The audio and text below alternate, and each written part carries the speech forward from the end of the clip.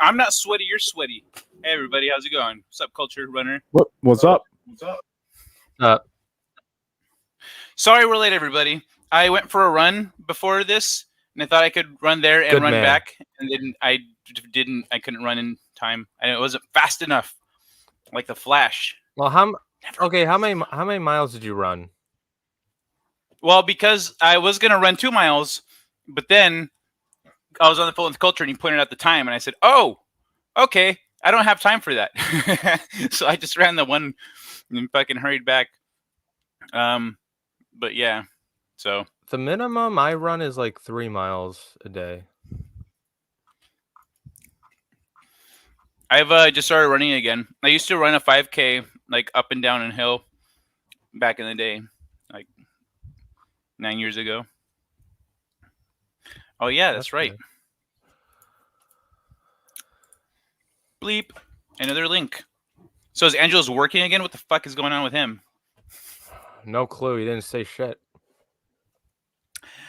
Apollo Patriot, first one in. As per usual, I am looking forward to the new Resident Evil movie, and I'm not happy with Ghost Recon. Ubi, they made Frontlines. It's a Call of Duty Warzone copy. Go look up Ghost Recon Frontlines, North America. So many, this makes more sense now, dislikes. Yeah, so many dislikes. I'm not excited for that Resident Evil Operation movie. Motherland.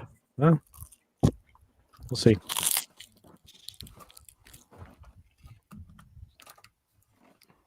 You didn't mute yourself. Not cool, bro. What happened? I What's up, Biggles? Hi, hey, what's up, Biggles? Hello. How's everybody? I did not expect Biggles to be here. What's up, man? Biggles is awesome. Just so you know. I was supposed to be here last week, and I forgot because I was on someone else's stream. And I was like, oh, no. And I rushed in, and I caught the last 30 minutes or whatever. And now I'm here early. Awesome. We're here late. Just on time. Yeah, we were a little late because of Kai's running story, apparently. It makes sense. Yeah. Did we get everyone from the chat? I think so. Keely Chow says, I thought Gary from Nerdrotic was producing the show. Wouldn't that be amazing? You're muted. Who's muted? Kai. He's like trying to talk. I said that's why we're late. Yeah. And by the way, just to let everyone know, the reason my mouth is like weirdly proportioned and it might sound weird is because it's numb. So it's just how your face looks, we know. Are you comfortably numb? Just numb. He put Preparation H on his lips by accident. Yeah, I just came back from my dentist appointment. Allergic reaction. So Makes Preparation sense. H on his lips is why he's numb. No, it was dentist appointment. That's what it was. Biggles got it right. So yeah, I'm pretty smart, runner. He is pretty smart. Gold star for Biggles. Yay! By the way, I got this thing finally. What thing? Okay. You mean It's It's a book that you refuse to make an audiobook, so I won't be not able to refuse. Cannot afford. Different. This is a fat ass book, by the way. I did not think it would be this big. Yeah, it's fairly hefty. Yeah. What's interesting is you're going to try to read it. Yeah, I know. I have to do that. I had to do that for every damn class in college, Culture. All right. College sucked, except for the parties. Those were fun. I didn't have any issue with it. My college was a sausage fest, and there weren't many parties. No. Well, I went to the ASU parties every day, so. Oh, that place is pretty crazy. He also sent me a note with the package. Shut up, runner. That's perfect. I would have sent you that. It was all crumpled up as hell. When this thing was like crumpled up. No, this thing was crumpled. Because the book the box is 3 inches tall or wide, deep, and then the book is only 2 inches. And so I put the paper Yeah. in there so that the book doesn't like get bent swishing around the box, so it stays stable. Yeah. That's what the paper's for. So I scrumple up a paper, but on some people I put "Have a nice day," and you just put "Shut up, Renner." That's perfect, man. I don't expect people to open it. This book is more fat than Watchmen. You see this? Like, this book is more wide than my deluxe edition of Watchmen. But, Watchmen's full of drawings, though. No, but the note you sent me was really cool. I hear you, man. Yeah, no problem, man. Culture's a nerd. College wasn't much of a party school because there was no football, but we had some good basketball, baseball, and hockey programs. Okay, I imagine the hockey fucking parties. My school's boring as shit. It's like empty as hell. There's not a whole lot of people just because it's like some people are just doing it online. Sounds like Runner needs to throw his own parties. Yeah. Just start inviting people. I ain't doing that. That ain't worth it in my opinion. I don't have time for that shit. I mean, I know I'm muted. That's why I'm pantomiming. Yeah, I know you're trying to talk. You're always muted for some reason. No, I said I'm pantomiming because I knew I was muted. Yeah, because he's always sticking something in his mouth like food. Yeah. No, but when I saw that crumpled piece of paper in the package, I was like, what the hell is this? Is this supposed to be a receipt for my order? And then it's like, shut up, Runner, and I laughed my fucking ass off. It was brilliant. I thought like that was awesome.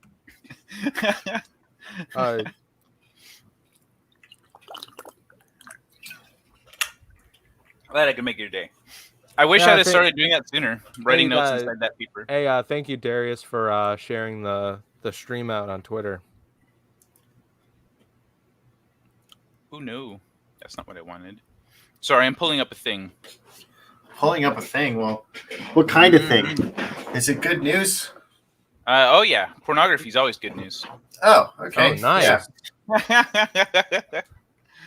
There's not a whole lot of news really to talk about. There's news. Hold on. Yeah, there's news. I know there's news. It doesn't seem like a whole. I mean, DC Fandom's coming up, and they're gonna announce some games through their end. That's October 16th. The trailer for some Batman bullshit and some other stuff showed up on that trailer. But I'm not really super pumped about it. You mean Gotham Knights and Suicide Squad. I think they're also going to announce Injustice 3 just because Ed Boon is listed to be there. If you haven't heard. And they're doing an Injustice movie, so it would make sense to me. Yeah, they're doing that too. I can't wait to see that movie. Boys, check it out, boys! This shit comes out tomorrow.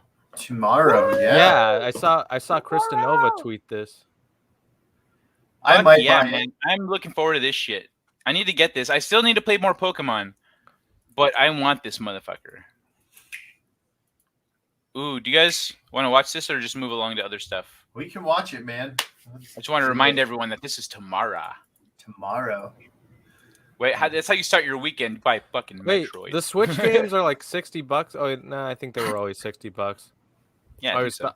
Okay, I always thought it was just for PlayStation 4 and Xbox One. They listed their games as like 60, and then like Nintendo Switch's like new releases were at least like 50. Yeah, I don't know. I think they've always been 60. Really?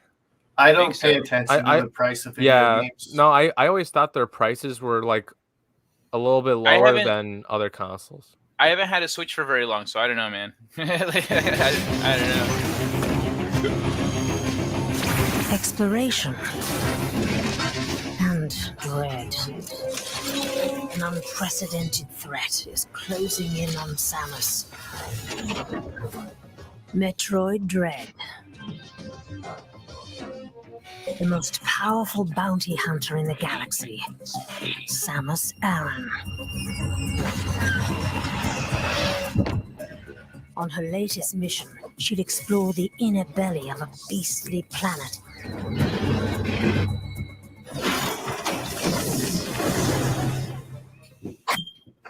This mission takes Samus to the as yet unexplored planet ZDR, which holds many secrets.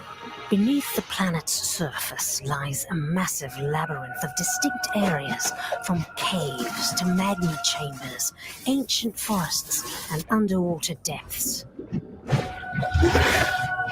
At Samus's disposal is a powerful arm cannon.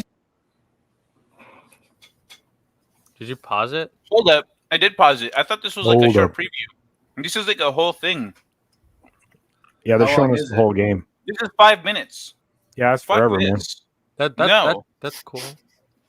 I'm just like, I'm good with it. I'm loving everything. So you don't want to watch the gameplay and stuff with all that? It's Metroid. Well, actually, it's I just coming out wanted to tomorrow. take a It's actually coming out tomorrow, so you're all good. It's Metroid. Yeah, it's going to be fun. It looks Right. it looks cool. I don't Let's know. talk the about super some of the stuff. stuff in the chat. Let's talk because I love some of this stuff that people are Yeah. bringing up here. Let me see. Y'all think the strike is going to affect? Hold on, I want to start. Okay. Yeah, wait, sorry. Go ahead. You go ahead and read it. No, I wasn't talking about that. I was talking about a different comment. But you can Oh, take care of that. no, okay. Is it this one? No, that's not it. Okay. Where'd you go, Sol? There you go. So y'all think the strike is going to affect the game industry? Games are like films now. The strike will not affect the game industry. The unions for entertainment industry are not tied to the game industry. There are no game industry unions. And if anything, people from the entertainment industry might flock to games looking for lifeboat. Looking for gigs, mocap gigs, all kinds of stuff. Voice That's acting, the thing. anything. Yeah, when you talk about that, the industry, the IATSE deal here is they just want to not work 19-hour days all the time. You know, I mean, to be honest with you, IATSE deals with more bologna sausage than even Game Crush. The crunch, whatever term you want to use. When they're not forcing, but when they're encouraging people to work overtime and extra hours and all that at the end of a game production cycle, that's the regular life for IATSE.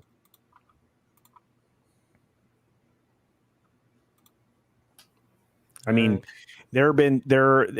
all they're asking for is a real weekend, a 54-hour break from work. 54 hours, not that much, you know. You're And still That's muted. right. You're muted. My bad. Yeah, I know a guy that worked at Naughty Dog on one of the Uncharted games. I don't remember which one, but on one of the Uncharted games, one of them. I don't know. It could have been one, could have been two, could have been three, could have been four. I don't know. Could it have been Lost Legacy? I don't know. It could have been less. I don't know. No, it definitely wasn't. It was years ago. So Yeah. anyway, you work on one of them, and like you talked about the conditions there, and like how they would shower in the bathroom, just kind of like freshening up. They wouldn't really shower; they would just like freshen up, you know. Baby wipes. In the baby wipes or just sink water, just like that's it. And because you're living there pretty much. Yeah. And so that's not cool. Those aren't good working conditions. I don't want my friends to live like that. Right. And again, I mean, you have that same situation in the industry with film and television production, and they're tired of it. And they've been trying to get this addressed for long time. And right now, even while they're at the negotiating table for like the third straight day or fourth straight day, depending upon who you listen to, they just want, regular days, regular weeks. They want less of that kind of crunch. It's not. It's led to accidents. It's led to accidents where people have been severely injured or killed.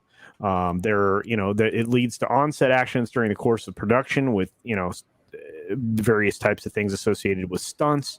There's a lot of other problems at work at play on the behind the scenes stuff. The actors, they're out there in front of the camera, right? But the people behind the camera do make everything work, and it's a real shame.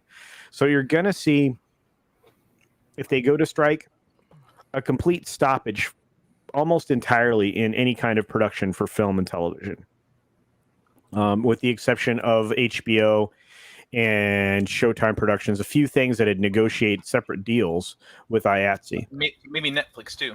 Maybe Netflix. Right. Yeah, well, Netflix probably won't be affected by that at all. But the goal here is for the union to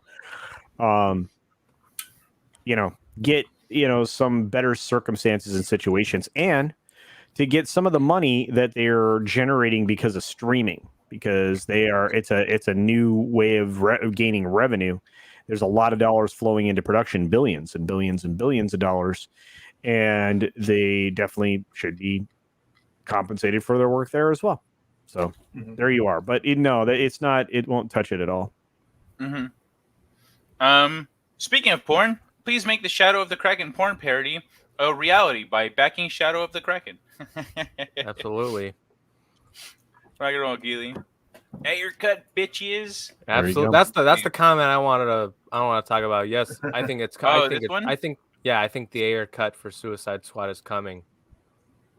I think it is. You think that's what they're going to talk about with fandom? I mean, I don't know about specifically fandom, just because DC and specifically Warner Bros. They hate Zack Snyder and all that, and that's part of the Snyderverse. So I don't know entirely. Maybe David Ayer, as of what I know, isn't listed as making an appearance on DC fandom, but he might. They might be hiding it, but if it is, then that would be fucking huge. This isn't video game talk, so I know. I was gonna say it's not video game talk, but I think it's coming. Diego, Pokemon and Universal announced a new collaboration for the future. Fuck yeah! So Pokemon Park 2028, here we come. 2028? They're gonna build this bitch in 7 years? All right. Do it. Where? I hope it's in California, like the rest of them. I hope it's in my backyard. California. Put it in my backyard. What's Biggles? What's this one for? Hold on, let me check again. So let me check the private. Shadowheart. Where's that at? Oh, that's Baldur's Gate 3. I mean, I said, where's that at? Like in the chat. He brought it up in the very beginning. Oh, in the very beginning. Okay. Was it this one? No, it's further up. It's like right when I entered. He brought up I love Shadowheart. Shadowheart. Where is Shadowheart? I showed up. Okay, I see it. Yeah. What's around it? There it is. Yep, it's way after you entered. No, like when I entered the stream. Like as soon as okay. I entered the stream, that's the first thing he said. Oh, that's easy to spot. Okay, gotcha. Yeah, my bad. So, a game I play and a game Culture said he was going to stream on Twitch. If he plans on still doing that. There is a pre-patch coming out. They just made an announcement. It's going to be like their biggest one so far. Wow. With another 60 gigs, and they're adding this. Wow. They're adding the sorcerer class. Cool. The last big patch they had was it was the druid patch. So it added maybe 60 new options of dialogue and what could happen. So this game is basically everything you do changes the story. Awesome. The first act, I have probably 100 hours just playing the first act over and over again with different classes and everything. And I'm going to be streaming this as soon as it comes out on whatever Saturday that comes in, and I'm going to be trying out the sorcerer's thing. You can ally with the goblins and attack the druid thing, or you can go save or fight with the druids to fight. So there's a whole bunch of options just by your talking, and this is going to be another 60 gigs. So there's going to be a whole bunch of new options that come in just by being a sorcerer. So I am going to be streaming this game after I get done with my current playthrough of Cyberpunk 2077. And in looking at it originally, it's amazing. I can't wait for this patch now. So yeah. It's very fun. It's going to be in early access for another 7 months at least. Yeah. I was gonna say, speaking of Cyberpunk 2077, because Culture mentioned it. I don't know if I told you, Culture, but I did start playing it again recently, and it's actually better. Like I told you. Like the gameplay is like way better. The reason I didn't play it before is just because like CD Projekt Red and Cyberpunk, like their Twitter, they just keep announcing like, oh yeah, we're gonna update it, we're gonna get this patch done, and then they keep delaying it and all that. So I'm just like when the fuck can I play this game? So I just waited for a while, and then so then I was playing The Witcher 3, right? And then I couldn't beat this thing like every damn time. So I'm just like, oh, what the fuck? What other game can I play? So I was like, you know what? Let's play Cyberpunk. So I played it, and I'm like, okay. And I finished the Corpo storyline. So yeah. Rock and roll, man. That was a great story. It was. I enjoyed it. Okay, Yeah. way to go. So yeah, if you want to give Cyberpunk another chance, I'd say do it as soon as possible. All right. I still gotta play through it. That's the whole point of that story. Same with Hades. I still have to beat The Witcher 3. Like, I'm like 4 hours into it, and I don't even think I've done a main quest yet. You don't need to apologize for being late, Roof Korean. You're good, man. We were late actually, so you're good. Where this one? No, Angeles today is his ass working. Maybe his job. He didn't even say anything. I know, right? He shared this stupid story about vampires like an asshole, and it didn't even show up. Well, he's like, "Oh, guys, I love vampires." He is a vampire after all. It is the daytime, so he's probably avoiding the light. He has like blackout curtains. All right, stupid vampire story, courtesy of Angelus Draven, who isn't even here to read it. Runner, you want to take this away? I don't know. There's big words in there. No, shut the fuck up. Oh, okay. Try to pronounce Masquerade. Masquerade. Yeah, I've never heard of that word in my life. How do you pronounce it? What's the proper way to say that word? Masquerade. Masquerade. God damn it, Biggles! Biggles. Damn it, Biggles! You want him to? This is fun reading with runner time. Oh, I didn't even know that was the real word. Yeah, masquerade. Yeah. I just thought of like the parties that the vampires have before they like eat their victims. Like they have like a masquerade party to. That's the thing we're trying to get Runner to do. Think. See, I've heard the word, but to charm his women. Sometimes I've never seen the word like as it says. It's like kind of like Jeremy with orangutan. You know what I mean? You know how he said Orjagan. Biggles knows what I'm talking about, right? Yeah, I know Jeremy can't speak English. Yes. So real quick, we're not gonna dive into politics, but Japan is changing their Runner. Hold on a sec. Japan is changing their stance from being completely defensive to something a little more proactive in order to deal with China's expanding control in the region. So if by 2025, as they say, China is ready to invade Taiwan, Japan will also be ready to step in, and hopefully the United States is also. But that is something we need to bring awareness to over as much as we can over time to everyone that we talk to. Because Taiwan, if China gets control of Afghanistan and Taiwan, pretty much all microchip manufacturing in the world controlled by them. So at least the resources for it. So yeah, anyway, back to fun times. Where were we?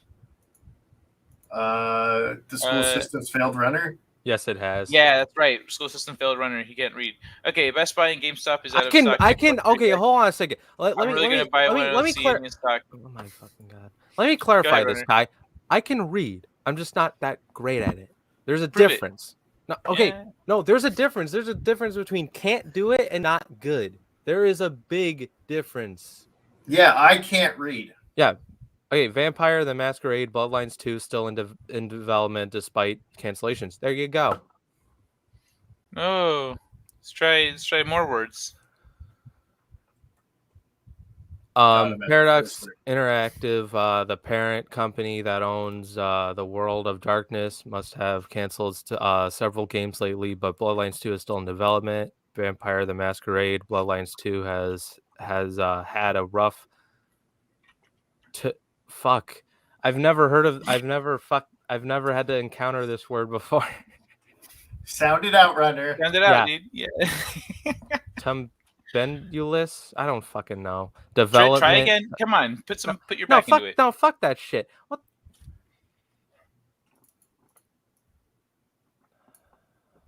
There's the first syllable. I hate you guys so much. Or you go to. Say it with me, Runner. To mole. Tumultuous. God damn it! I'm not gonna let you torture the gotta poor give it to a kid. piece. Yeah. I've never heard of that word in my fucking life. I'm pretty sure I use that word every once in a while. No. I've never heard anyone use that fucking word in my life. I used that word the other day talking to my roommate. Shut the fuck up. If you watched more of my content, Runner, you would get bigger words. You'd get exposure to bigger words. He's gonna get plenty of big words from my book. Bullshit. If I watched more of your content culture, it's just you bragging about your hair. That's what it is. His hair is going to be magnificent, okay? This is going to be Runner reading my book. New tab. What does that mean? Oh, boy. Oh. And then it's the little audio button next to it. How do I pronounce that? All right. Tumultuous. I have Kai's... Tumultuous. Okay, listen. I have Kai's book right here. I just need to find a lighter. Where's the lighter? I gotta burn this motherfucker. I might have one for you, Runner.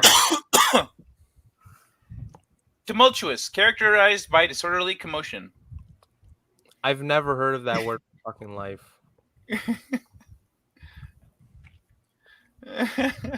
All right, good reading. So go on. Tumultuous, or whatever the fuck that word is. Development cycle plagued by the staffing issue of late.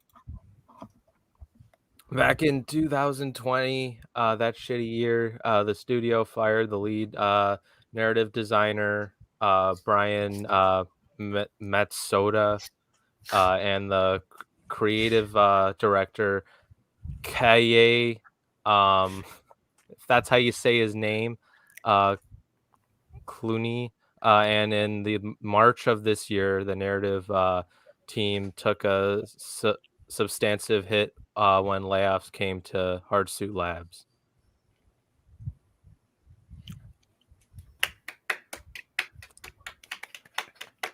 But fuck that one word. I've never heard of it in my life. Mid-soda, because you said that wrong. You said I use it all the time now. Where are we at in the story so we can finish this? Well, whatever. We're in the beginning. We're in the very beginning. Listen, Biggles, I am terrible at pronouncing names I've never heard of. Okay.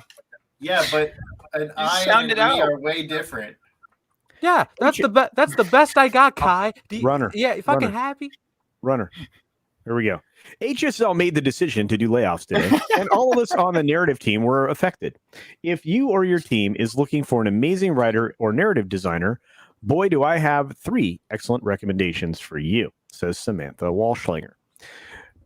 Publisher Paradox Interactive recently made an announcement stating that they had canceled many unannounced projects in order to refocus their efforts on proven game niches, depending on how you want to say it. What exactly that means is anyone's guess, but Paradox went on to clarify that in spite of all of this, the beleaguered Bloodlines 2 was still in development. Paradox Interactive AB has today decided to discontinue the development of several unannounced games in connection with the cancellation. The company has written down the value of the projects, which will impact the Q3 2021 profit before tax with 135 MSEK. Paradox Interactive now has 15 new games in development. Some are new titles. Wait, hold on. Is that minus 135 MSEK? Yep. Oh, okay. What's MSEK? I'm no clue. Couldn't even I'll begin to Google it. tell you. I'm assuming a monetary. Swedish krona? Is it? I think Swedish, so. yeah. Swedish money. I know SEK. Oh, it's minus 135 million Danish krona. Holy crap. All right. Here we go. All right. Here we are. Wow. Paradox Interactive now has 15 new games in development. Some are new titles and some are sequels on existing franchises. 4 of these games have been announced. The much demanded grand strategy game Victoria 3, Crusader Kings 3 for consoles, the classic Shadowrun trilogy for console, and Vampire: The Masquerade Bloodlines 2. Additionally, a number of DLCs are in development, such as Royal Court for Crusader King 3. Bloodlines All right, 2. so they're focusing on their most successful games.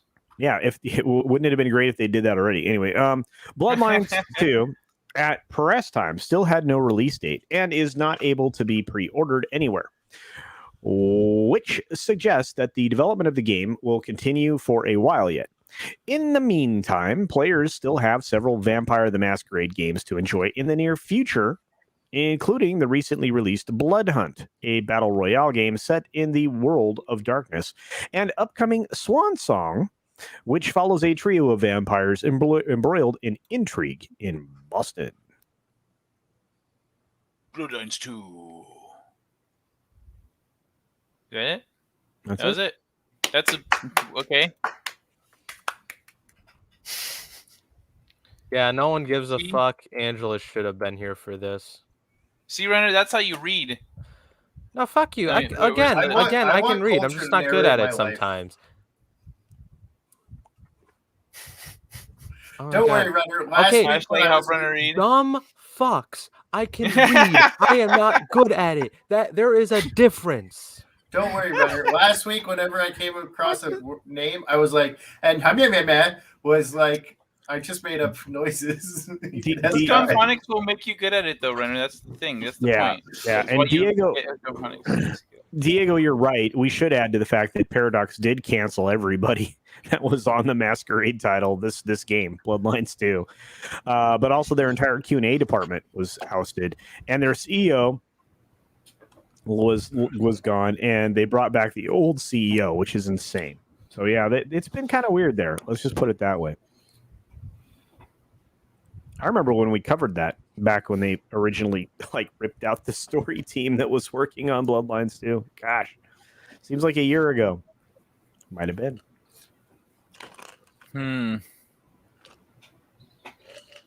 Okay, Runner. How about this article? I know how much you Motherfucker, love... read the private chat. I did. I know how much Okay. you love PlayStation, right? There's no PlayStation news, is there? I know how much you love PlayStation. Oh. Where is it? So, here, read this one.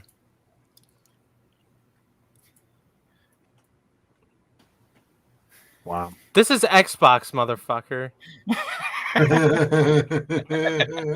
I knew it wasn't PlayStation, because if it was PlayStation, I would have heard something by now. But there isn't. Hey, I knew Biggles, you you were wanna fucking take a lie. Do I want to read this one? Yeah, sure.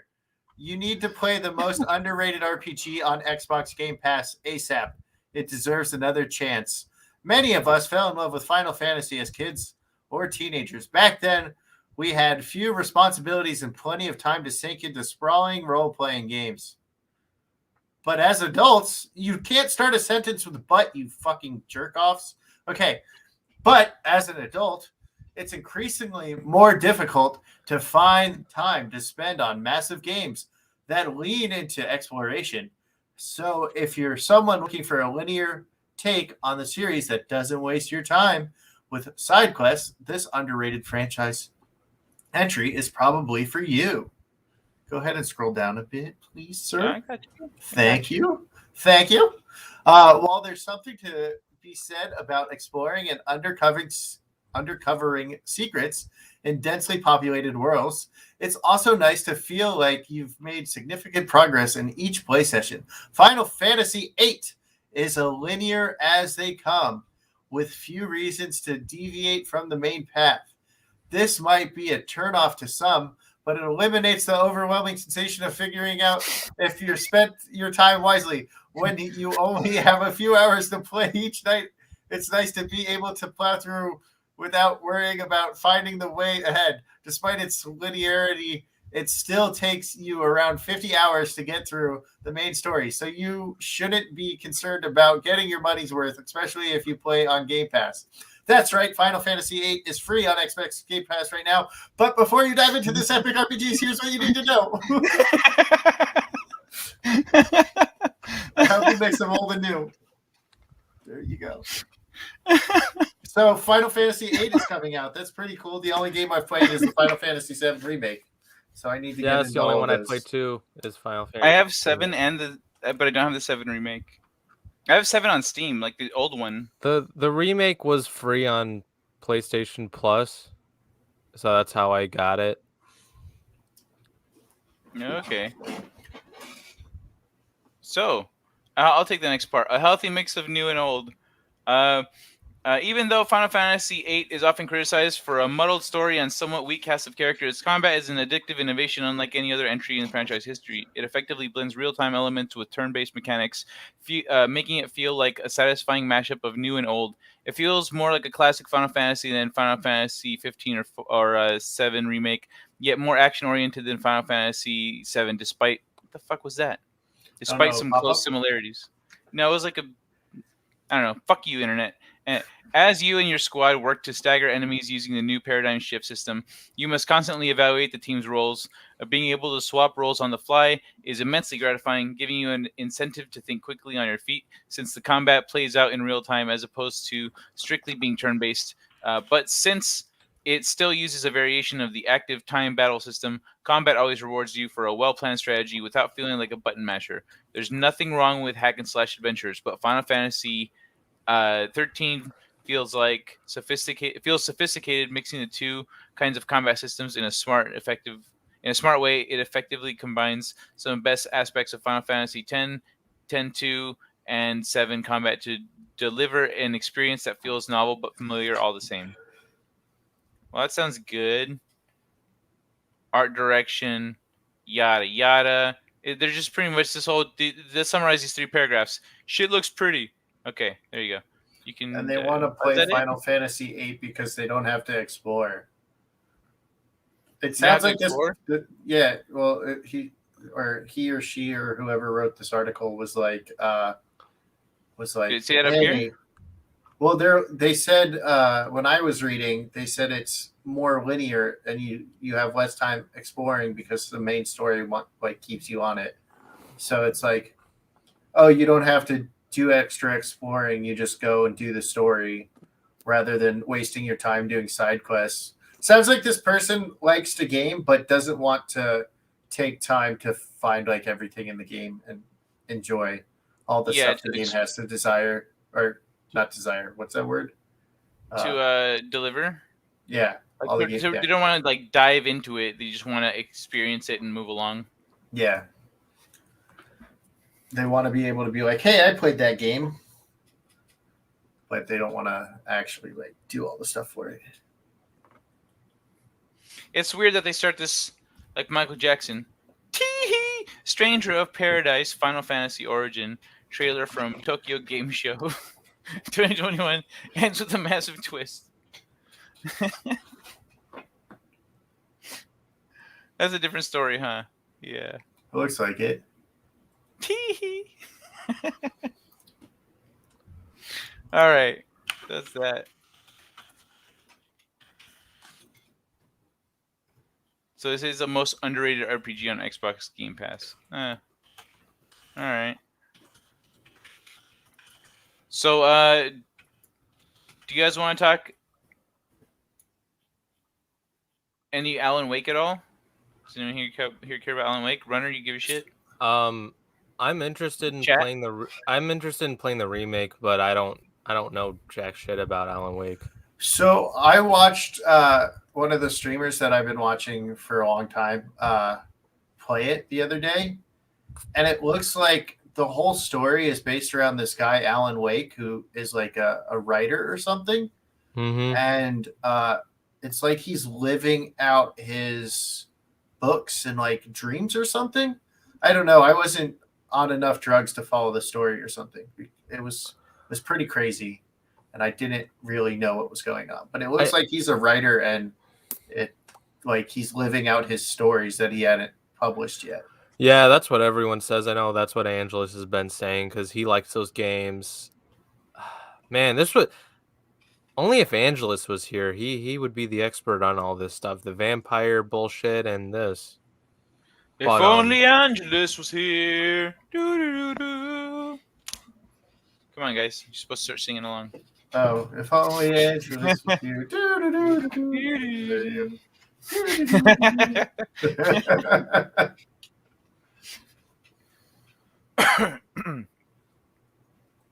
Old man, you okay over there? Yeah, it's muted. You asleep? Have you guys seen Squid Games on Netflix? No. I don't have Netflix. I have Netflix. I don't use it as much, but yeah, I've heard of it. You can find some way to watch it, Biggles. But I'm good. Yo, you guys need to watch Squid Games. You know, we have an incredible audience, and Diego actually knows quite a bit about the Paradox Interactive story that we just covered about everything that was going on the inside. So where art thou, Diego? I'm actually bringing him in. So just. Oh, okay. Cool. Yeah. Cool. Awesome. I'm gonna get some water. I'll be right back. Mm-hmm. I just hit you with it, dude. All right, Biggles, you want to take this one? Yeah, sure. Okay. So this is the Demon Slayer game, right? It comes out on the 15th next week, unless you get the version I got, which comes out on the 15th. So Demon Slayer game, it has. It's going to add. It's free DLC for demon characters, so I'll go ahead and start reading it. The upcoming Demon Slayer Hanokami. I don't even know how to say the word, but it's okay. It's it's not Spanish. It's Japanese. We'll have more planned updates for the title after it comes out. So these aren't completed yet. They're just they're still working on them. So there'll be free demons, like 6 of them. Okay. As a developer, it's Hinokami. Hinokami. Yeah. I just can't read. Okay. Japanese, generally, you can break it down into like sounds, into syllables. So it'll be like he, no, ka, mi. Okay. I know how to say kami because it means God for them. Oh, okay. And it's and he's a character. Real quick, before you start reading the article, let's just say hi to Diego. Hello, boys. Oh, hello. Fuck, you're loud. How's it going, man? Fine, thank you. How about everybody? I'm pretty good. We're just gonna read this real quick, and then we're gonna tell Soul Assassin what Squid Games is, and then we're gonna talk about stuff. So go ahead, Biggles. So the upcoming Demon Slayer, the Hinokami Chronicles have more planned updates after it comes out. As developers, CyberConnect 2 has announced a handful of post-release content that will be included even more playable characters to the game. According to the recent announcement by the company in the latest issue of Weekly Jump, Demon Slayer, the Hinokami Chronicles will receive 3 free updates after it launches, all of which will add 2 new characters into the game, totaling 6 additional characters. Currently, it is unclear just which characters will be added into the game, but the news is sure to be good for fans anxious for the anime title. This isn't the first time that CyberConnect 2 and the publisher Aniplex have teased new characters, as they have previously announced the playable demons would be coming into the game via other post-launch updates. It's unknown at the moment whether or not the demons are included in the 6 characters or whether all 6 characters added will be demons. Demon Slayer, the Hinokami Chronicles will also include versus mode, which allows you another person to go toe-to-toe locally or online. Several characters have already been revealed, including Tanjiro, Nezuko, Inosuke, Zenitsu. Shinobu, and that's actually Hiro Kodaki. but that's his name in the Japanese version, and I don't know how to say it. There will be several different versions of the game: the standard edition, the digital edition. Which you if you buy that one, or no, if you buy the digital deluxe, that it will be $69.99. You get the game 2 days early, and then you also get unique avatar, special cosmetics, as well as the game 2 days. Yeah, okay, so it's in the sentence that I got ahead of myself. But yeah, I'm looking forward to this game. I hope the versus mode has spectator mode, and if it does, I will host tournaments. I'll host tournaments on my Twitch channel and announce cool, that man. shit. That would be fun. But I hope it has a thing. Basically, these are the same people that made the Kakarot game and I think the Naruto game. So their combat system's pretty cool. And I also have a trailer if you want. Sure, go for it. Out. Me, buddy. Share. 2 minutes later. Okay, share audio. All right. Know if that comes up. Okay, yeah. So basically, this is the newest trailer that came out. Full screen it. Full screen. I can't even. Did you guys do that?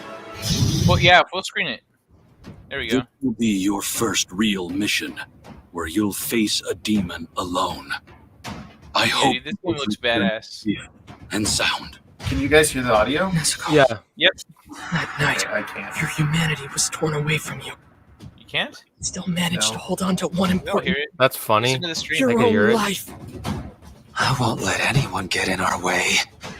The 5 of us are going to live in happiness as Just a watch the family. replay, Biggles. No one on this mortal plane Okay, watch the will trailer. tear us apart. I'll never hand Nezuko over to you. Not if I manage to cut your head off first. I would love to see you try. Let's see if you have what it takes to bring down one of the 12 Kizuki.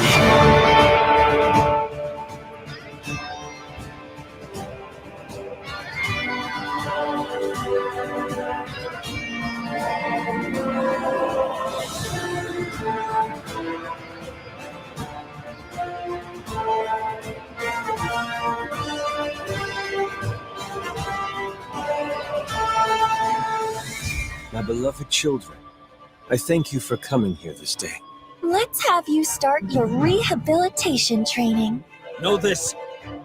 If you bare your fangs at the innocent, you'll see your bone turn to ash with my bright red flame blade! Both of you are going to sleep here. It'll be a deep, long slumber.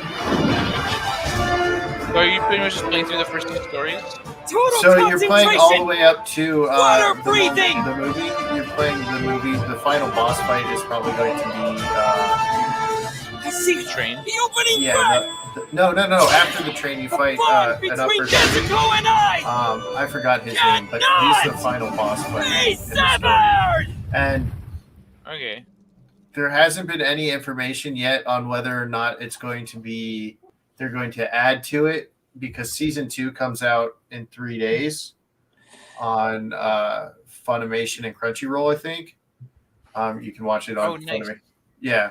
So season 2 comes out, and the first 6 episodes are basically a retelling of the movie with a couple extra scenes. Yeah. So Well, I was gonna say, if it's the same people who did the Naruto one, no, a second season will have its own separate game because that's how they money and dimed us for the Naruto ones. I know because I have all 4 of them.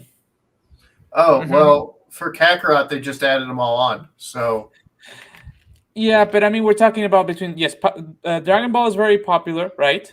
But the moment the original games came out, it was at the climax of Shippuden. That's why they took advantage of it to try to maximize profit. Because usually these guys are like that, and that's why I think Kimetsu will be one of those where they're gonna try to take it. Because meanwhile, Dragon Ball is a brand is like what, 40 years old now. Whatever 87 is or whatever, or 83 or something like that. Yeah, exactly. It's 40 years old. So I mean, it's like basically, so they wouldn't. It wasn't economic for them to do it with Dragon Ball, but with, for example, Naruto, which was more in the public consciousness, it was more strategic to actually, make separate games of the story as it went, especially because unfortunately the anime, they put a lot of filler in it, so they had to wait till we had the concrete stuff so they could put it into the games. So it's like weird stuff. That's why I think Kimetsu they might do it just because of it's more practical for them in the long term, string us on. Because if they give us free DLC always, they're not gonna keep it for long. Yeah, but well, you'll probably have to pay for the DLC, but like you did in Kakarot. But the Kakarot stuff it added all the Super stuff like after Super came out, so it wasn't like it was all Dragon Ball Z. So it started as all Dragon Ball Z, but then it added all the Super stuff after Super finished, and then they charge us for a different game. So they could add it to the game, or they might do a second one. So who knows? Yeah. Still, if it's them, I have my doubts. I don't blame you. I don't blame you at all. I still need to watch Demon Slayer as well. I just got done. I got done watching Cowboy Bebop. Demon Slayer is great. It's great. And I did it. Fantastic storytelling. I did it the way Kai told me to. He said, "Watch the movie before the last 2 episodes." I think that's what you said. Yeah. And I did that. I did that exactly. I didn't understand. Like, here's the thing, because the episode, it had Faye and Ed leave the Bebop, but then in the movie, it's like, oh, they're all back together and all that. That's why we what's it called? Oh, that's right. Do they leave before the last 2 episodes? They leave in the last 2. Yes. So they leave Ed in the last episode. Ed leaves in the second to last episode, and Faye doesn't leave. She comes back. Oh, I mean, like, she no, comes like back the to try third to to get him last, not to go, the right? third to last episode, they both leave. Yeah, but Faye comes back in this. Oh yeah, she comes back. But Ed doesn't. Well, yeah. it's so I guess the thing behind that is that watching it before the last 2 episodes gives the last 2 episodes more context. That gives the end of the series, like, more context. I didn't even know there was Yeah, a so movie. that's the only part I You know didn't there was get. a movie? Oh, it's so good.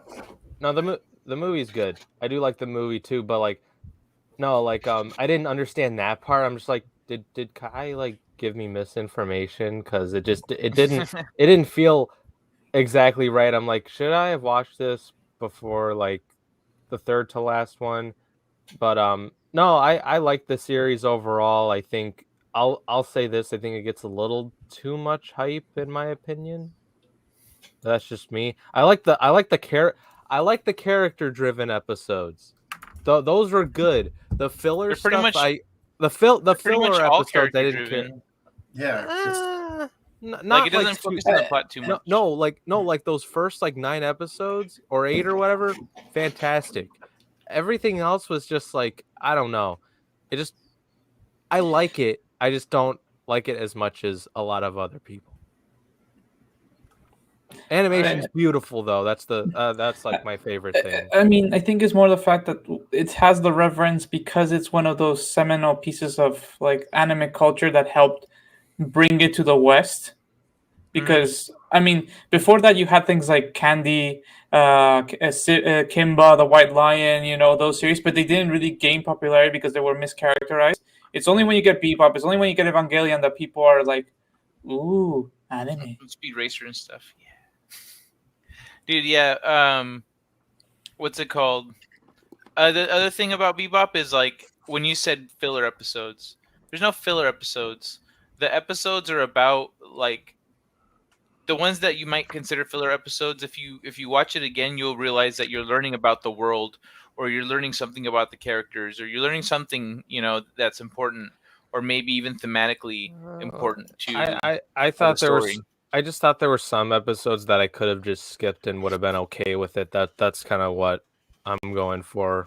But then there's like some episodes that are like important, and then there's some that are that just aren't. But I probably will rewatch it. Just I don't know, because Well, not every episode needs to be serious. There's some fun ones. Well, yeah, there's fun And, ones, like, that's fine. And like there's some good filler episodes. There's some that I don't care about. That's just kind of where I land with it. I like it. I think it's good. I just don't see why people like it as much as like I've heard like it's the best thing ever. It's like it's that intro, man. I love those intros. The intro's good. I do like the intro. Sorry, I got a dog in my lap. It's okay. Yeah, the intro's fucking killer. And it establishes a mood unlike most other anime are capable of. Like, consistently its mood hits. Anyway, let's stop talking about anime and back to video games. Yeah. Do you guys want to talk about the big story? What's that? The big story is... Oh, Twitch getting hacked? Yup. Oh, yeah. Oh, yeah. So when this happened, I immediately was like, hey, let's change our password. Let's immediately let as many people know as we possibly can that this happened. And I went immediately over to Captain Trek's show to start there. And surprisingly, people are like pushing back on the idea of changing their password. I'm like, you don't understand. They have all of the data from Twitch, all of it, going back years, not just some. So when this is posted by Chris Scullion, right, who says the entirety of Twitch has been reportedly been leaked, yes, everything, source code, internal security and doc tools, the whole nine, everything. If you want to set up your own streaming service, there's a torrent out there for you. You can become the next Twitch. You just need a programmer to go in and comment out some of the code and maybe change the shape a little bit and obviously some branding, but you kind of have your own thing. And it's all kinds of bad news. This is just part one, according to this hacker who posted this on 4chan. Anyway, I'll let you guys read. Yo, you know what? Before we read, who wants to take it, by the way? But before we go on, imagine Dr. Disrespect right now, laughing his ass off. He's got to be thrilled. Although they have giving him a finger. Fuck you guys. They have 3 years of pay data, right? And if you don't think this is an inside job, you're crazy. You're 100% crazy. I didn't think about the whole Dr. Disrespect thing. That's fucking hilarious. Well, hopefully it shows why they banned him so he can use it in his lawsuit. Ooh, that'd be fucking awesome. Oh, that's a good one.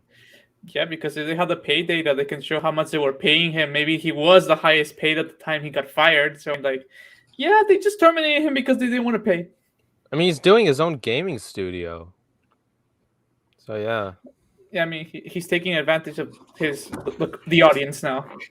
Mm-hmm. But now let's see what they say. So who wants to read? Not me. That's gonna be a nightmare. Too many big words for runner. Oh, fuck off. I can do it. The entirety of Twitch has reportedly been leaked. Source codes and user payouts among the data released in a 128 gigabyte torrent. An anonymous hacker claims to have leaked the entirety of Twitch, including its source code and user payout information. The user posted 125 gigabyte torrent link to 4chan on Wednesday, stating the link was intended to foster more disruption and competition in the online video streaming space because their community is a disgusting, toxic cesspool. Nice. VGC can verify that the files mentioned on 4chan are publicly available to download, as described by the anonymous hacker. One anonymous company source told VGC that the leaked data is legit, including the source code for the Amazon-owned streaming platform. Internally, Twitch is aware of the breach, the source said, and it's believed that the data was obtained as recently as Monday. We've requested comment from Twitch and will update this story when it replies. Update. Twitch has confirmed the leak is authentic. We can confirm the breach has taken place. Our teams are working with urgency to understand the extent of this. We will update the community as soon as additional information is available. Thank you for bearing with us. Oops, sorry about that. The leaked Twitch data reportedly includes the entirety of Twitch's source code with commit history going back to its early beginnings. Creator payout reports from 2019. mobile, desktop, and console Twitch clients, proprietary SDKs, and internal AWS services used by Twitch. That is very, very bad for Amazon. Very bad. Dang. Every other property that Twitch owns, including Internet Gaming Database and CurseForge.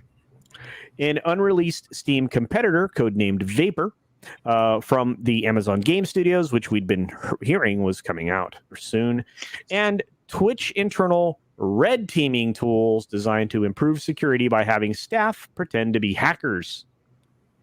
Well, Some Twitter users. Real quick, before we move on, for anyone out there that isn't familiar, an SDK is a software development kit, and AWS is Amazon's web services internal thing used by Twitch. So this allows people to actively, like, very easily edit the source code. Yeah. It's not like it's just work code. and work within it. Work within it. In fact, they can bypass a lot of the stuff by they can infuse themselves into the existing Twitch. Interesting. Anyway, some Twitter users started making their way through the 125 gigabytes of information that was leaked, with one claiming that the torrent also includes encrypted passwords and are recommending that users enable two-factor authentication to be safe. If you have a Twitch account, it's recommended that you also turn on two-factor authentication, which ensures that even if your password is compromised, you still need your phone to prove your identity using either SMS or an authenticator app. To turn on two-factor authentication, blah, blah, blah, blah, blah, blah. Okay, update. Twitch has said there is no indication that login details were exposed in Wednesday's leak and that credit card information wasn't taken. I don't believe them. The torrent also reportedly includes Unity code, holy crap, for a game called Vape World, which appears to be the chat software based on Amazon's unreleased Steam competitor, unreleased Steam competitor Vapor. While Vapor, the code name for an alleged in-development Steam competitor, is claimed to integrate many of Twitch's features into a bespoke game store. Interesting. Finally, the leaked documents allegedly show that popular streamers such as Shroud, Nick Merckx, and Dr. Lupo have earned millions from working with the popular streaming platform. What it doesn't include is money that streamers have earned outside of Twitch, including merch, YouTube revenue, sponsorships, and external donations. Despite this caveat, the list shows that 81 Twitch streamers have been paid more than $1 million by Twitch since August 2019. The anonymous leaker has stated that this is just the first part of the content due to be leaked, but hasn't stated that what they plan to do to also release. One cybersecurity expert said on Wednesday that if fully confirmed, the Twitch hack will be the biggest leak I have ever seen.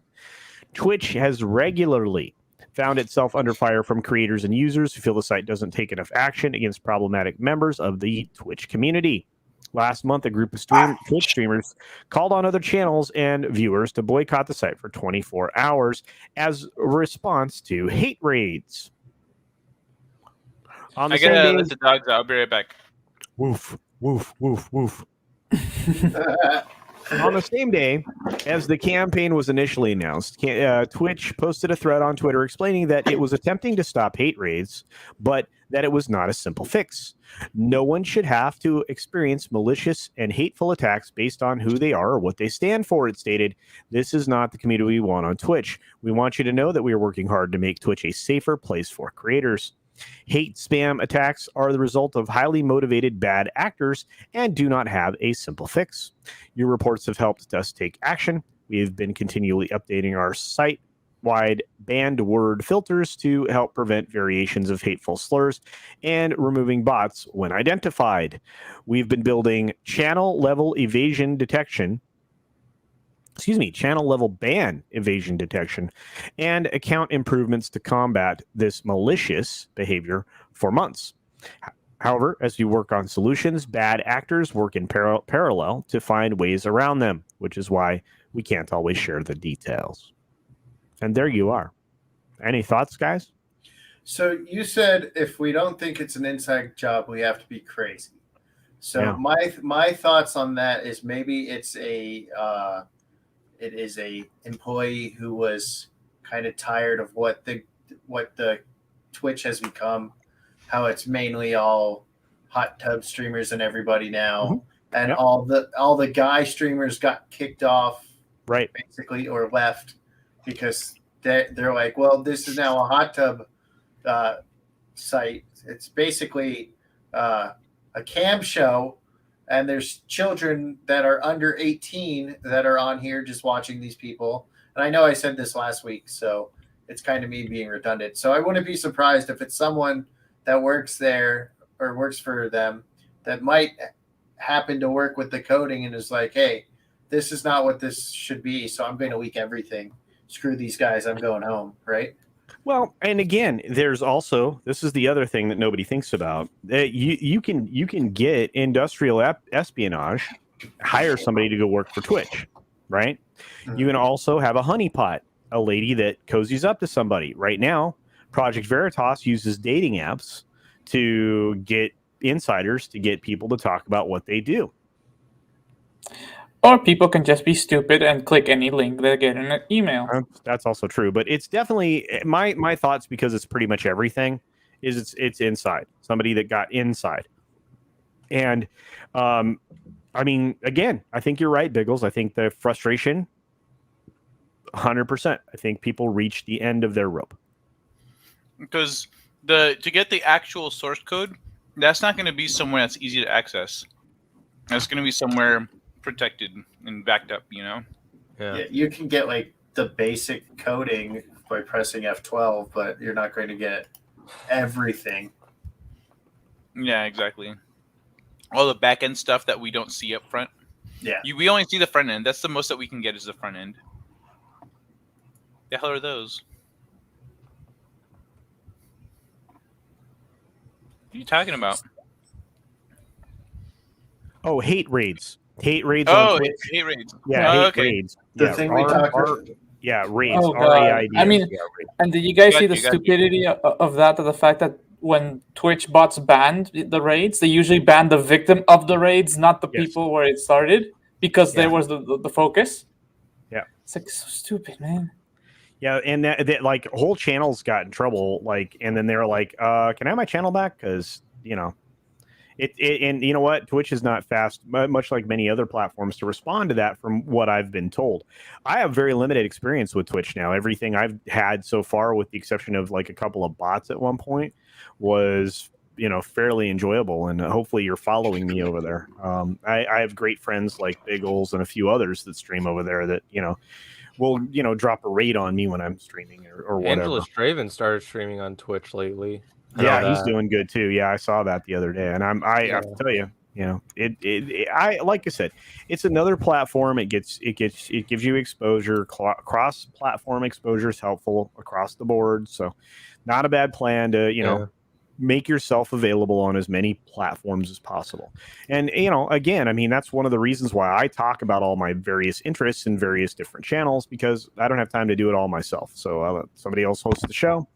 I get to talk about the gaming stuff. Yeah. The gaming lounge crew. Or I do. Yeah. I do plan on possibly starting to stream on Twitch whenever I rebrand my channel and get that whole thing sorted out. I know culture. You feel twitchy? Well, no, it's just more people have started like going over there, and I'm like, you know what? I think this might be the best time to do it. I just don't.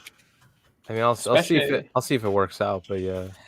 I mean, it's a good place to grow, because you to be partner what culture, you only need like 50 people, right? For affiliate, yeah, it doesn't take that long. I had, again, lots of help from people who were established, like Biggles and a few others, and it made it so that getting to 50, and now I'm over 80. I think I'm 85, 86, 87, somewhere in there. And again, I have benefited from the largesse of others, depending upon how you want to pronounce that word. You can look that up, Runner, largesse, and you know, all their generosity. In fact, I got a raid today with like 35 people from Tyler McVicker, who I want to give a shout out to. So Tyler McVicker over on Twitch, guys. I really appreciate that. But yeah, like you said, I mean, we've got great people over there. Kristen Nova's over there. You've got, pretty much almost all of the G&G team, does stuff over there. You've got, of course, Mark the Cyborg. He's great. Krista got partnered recently. Mark only did. streams on YouTube. He doesn't stream on Twitch. He doesn't do Twitch? I thought he was over there. No, X-Ray Girl does on Twitch. No, X-Ray Girl does. Okay, it's X-Ray Girl. Just Okay, he appears in her streams every once in a while. Mark, yeah, that's what it Mark is. I see him on X-Ray Girl streams. Well, I understand that. I mean, a lot of people are moving to YouTube. I mean, even Harris Heller, who also still does stuff on Twitch, he talks about being on all the platforms. So pay attention to the guys that are successful. Because I usually stream games. I usually stream games on YouTube, but I've had I was streaming The Witcher 3, and I kept having problems with the PlayStation recording thing. I'm not sure if that's a YouTube problem or I don't know. I don't know what's up with software. That. It's a software problem. Yeah, because my internet is great, but for some reason it just cuts out. It's probably the PlayStation. Yeah, probably. So I might have to get an Elgato, even though that's expensive as fuck. Runner, I actually got one for it now. I'll buy you one. Oh, you don't have to do that. How does that sound? I'll buy you one. Runner, just as an advice, always check on Amazon because sometimes people are selling their Elgatos, because they get the new, better one. And so it's one that only has a couple of months used and it's cheaper than getting a brand new one. But still, it's basically brand new. So check on Amazon, check on eBay because people sometimes just to be the Craigslist. I mean, it's there's people who just say, I got a better model, so you who have only used for a month, screw you, I'm putting you on sale. And it's 50% off. So you get it for $60.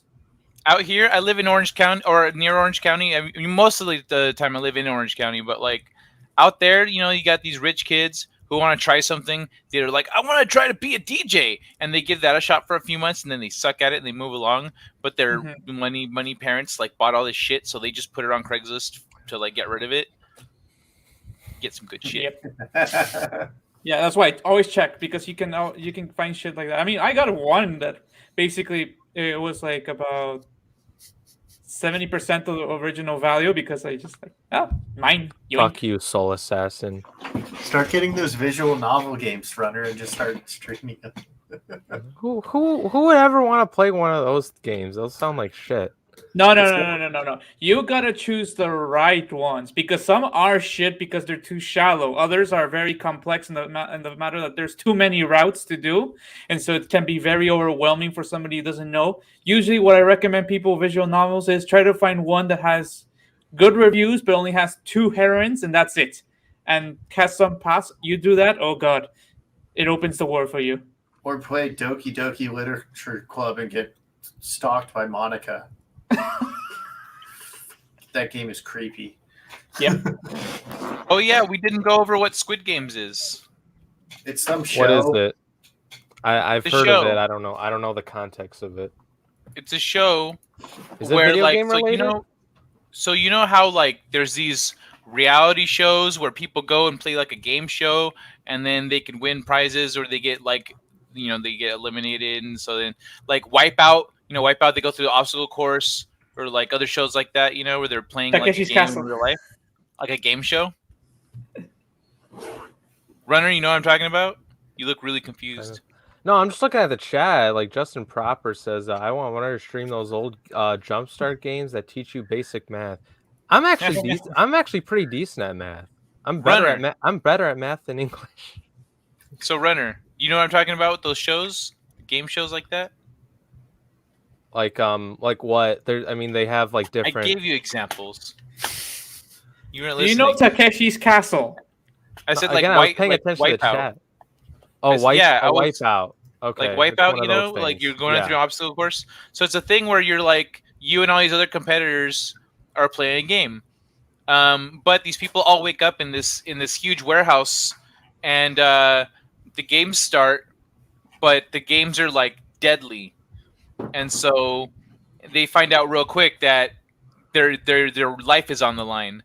And so the series is about these people playing through these games for these rich people that are betting on them. And everyone that dies the money just stacks up higher and higher, the prize money. Okay. I think the best I'll have to example check would be that out. Hunger Games. Dope. You know how the people in the capital are all betting on the people who are gonna die in the Hunger Games, right? Except call it Mario Party Edition. Yes, the Mario Party edition of Hunger Games. That's great. Oh God, still that's great. That show, like I said, for me, when I saw it, like when I saw the concept, it's like, yeah, it's basically that with battle royale. It's like, not my thing. I don't stream on Twitch, Justin. It was it's a good show. It's a freaking stressful show, but it's good. Mm-hmm. All right. Well, I guess let's wrap. Oh wait, Diego. Yeah. What Okay. do you bring on to talk about?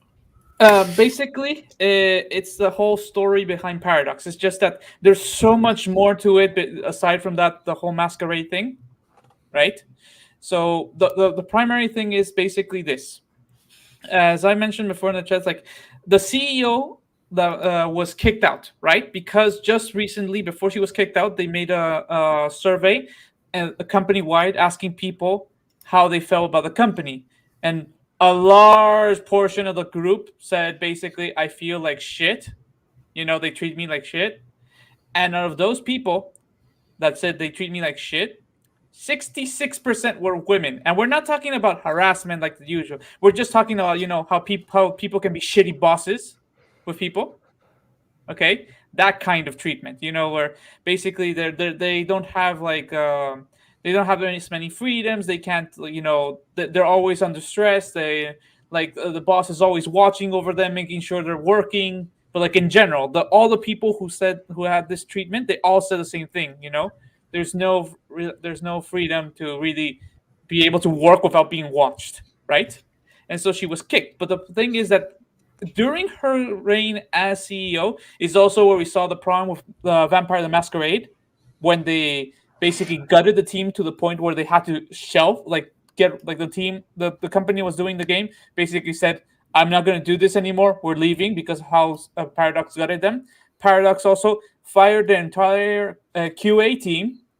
And this explains why they had the fiasco of Imperator Rome, which, my God, was that game so bad. Okay, we're talking a game that clearly was not tested. It had bugs, it didn't work, it crashed depending on things, as well as the fact that it was a very shallow experience. And we have the mistreatment, okay? So what happens is basically at one point, Paradox had imploded. The directors just said, you know what, you're out, and we're bringing the former CEO back in.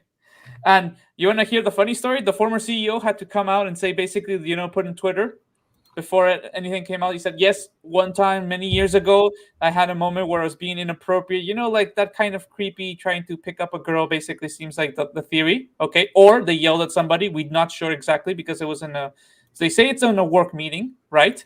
But the fact is the whole shitstorm, how it went out, that he had to come and basically retell something that had already been resolved by HR, including the fact he actually went and apologized to the person the next Monday after the meeting, like after the weekend. He went and apologized to the person after he did whatever he did, which most likely, like, you know, belittled them in front of others. And it's like there's this whole thing of Paradox where it was going very woke, but during that whole process, it imploded. It just simply imploded. So they brought back their old CEO and were like, okay, this isn't working, right? Yeah. The other CEO, the woman, they just kicked her out. And they brought back the dude when he basically said, "I'm leaving because I want new opportunities." But basically, he came in and said, "Please come back. Things are going bad," and nobody expected it because Paradox was now, it was now a publisher as well as a game developer, and so people were like, "Okay, yes." Paradox has become a very nickel and diming machine. I mean, if you complain about DLC from other companies, right? Jesus Christ, you got to see Europa Universalis DLCs. There's like 17 of them. Oh, well. Okay. But I mean, that's the thing. That's as long as they're worth it, but still. No, exactly. That's the thing. They're not worth it. And that's the thing. Paradox was from this titan of like grand strategy games, right? That became a What publisher. did they make before? What were some of the names, the games that they'd be known for? As I said, grand strategy, basically Europa Universalis, Crusader Kings, Victoria. Those are like the three Kings? big ones. Crusader Kings. Okay, Like, I recognize Crusader Kings. Yeah, Crusader Kings 3 is one of the few that's solid, but that's because it came after Imperator's fiasco, so they really took time working on it, and you can notice it. But the matter of the fact is that this company, you know, top of the world, right, started having these very woke moments, you know, in announcements and when they did some stuff, and people were like getting worried, and you started seeing a degrading of the company as a whole. But the moment that Imperator came out, and basically it was shit, and I'm not talking, you know, it had some bugs, you know, it crashed a few times. No, we're talking about consistent bugs, consistent crashing, consistent. Sometimes the game would like take hours to process one action, right? So you could do anything else, come back, oh, finally finished. Wow. Oh man. And then we discovered that's because this CEO had fired the entire QA department. Not the majority, not a group. No, the entire department. Wow. Now what an idiot. Yep. Wow. And also under her rule is where we saw the problem where people were being mistreated, especially women. Especially women. That's the messed up thing. Like, power hungry people prey on people they perceive to be competition, and with women, they as reported by women in a professional workplace, they tend to, you know, eat each other alive a little bit. And so once you get one in power, then all of a sudden, depending on her own personal ego and priorities, she's either going to empower other women in the workplace, or she's going to put them all down so that she doesn't get replaced. And so it's, yeah. And not only that, it's the fact that she's the one who tried to put this more woke agenda. Because, like, for example, one of the things that I saw this on Arch Warhammer's channel, because he was talking about the whole Vampire the Masquerade thing, right? Is that he mentioned the fact how they took out the guy, not only the creative mind behind the whole concept of the game, right? He was part of the original team, but he was also the guy who pitched the idea of making a sequel to the original Vampire the Masquerade. You know? And they decided to take him out. And most people thought it's because there was a difference of opinion on regards of how the story has to go, because it didn't satisfy a specific agenda from Paradox. Wow. And so it's like, it's that. And so when this happened, and we're talking, this is a company in Sweden, so there's some things there about woke culture that are already like part of the government policies and everything, so it doesn't surprise me. But at the same time, it's like when this all happened and it imploded and she was kicked out, because clearly it's a kick out, because it's like, you know, the nice things of, you know, how she worked for us, blah blah, being nice with her. She was also nice, but she was out, and they brought back the old one. They didn't even bring someone new, you know. They brought back the old guy, who, yes, he's the guy who we have to blame for the massive DLC policy in games like Europa, but also he's the guy who at least helped give us consistency in the DLCs and the games. That's the thing. So it's weird. He's also a proven, you know, like, they need someone to bring the company back onto the right track, and while he was in charge, they were fine. So they don't need to, if they look for someone new, they take the risk of, what if this person is not competent? What if this person isn't capable? This guy, they know he already knows. They don't need to train him. They don't need to orient him. Just like, come back and fix everything, please. So I know, and that's the thing. It's like, that's why this whole story has been so really fucked up in a sense, because it's like finally we get why so many DLCs of so many games were shit, why so many were, you know, like or the games were like felt empty, or they felt, you know, like there was cut content. Because there's sometimes in certain games, like Stellaris was another one, where you felt that it was sort of the base, but the things they were putting was cut content, clearly. Well, that's happy news. Yep. Well, I mean, good that's for them bringing back a reliable, person to helm the company.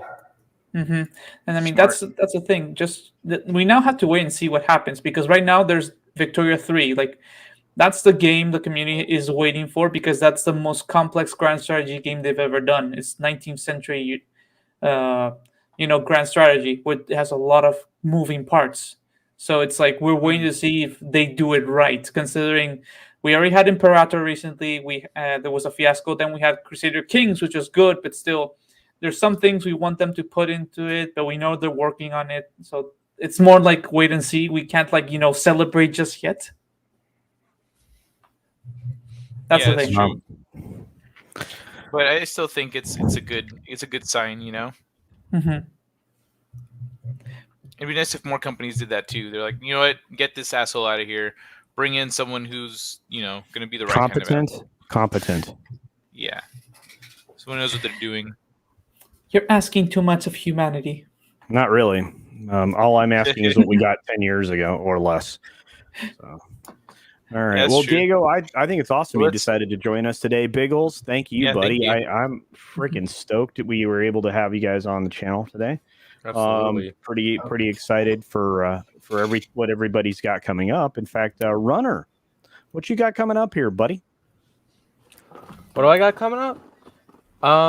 Not much. I plan on tomorrow. Tomorrow I do plan on seeing No Time to Die with a friend of mine, and I'll do a car video review for that movie to give you my input, because I've started getting into the James Bond movies. Car video.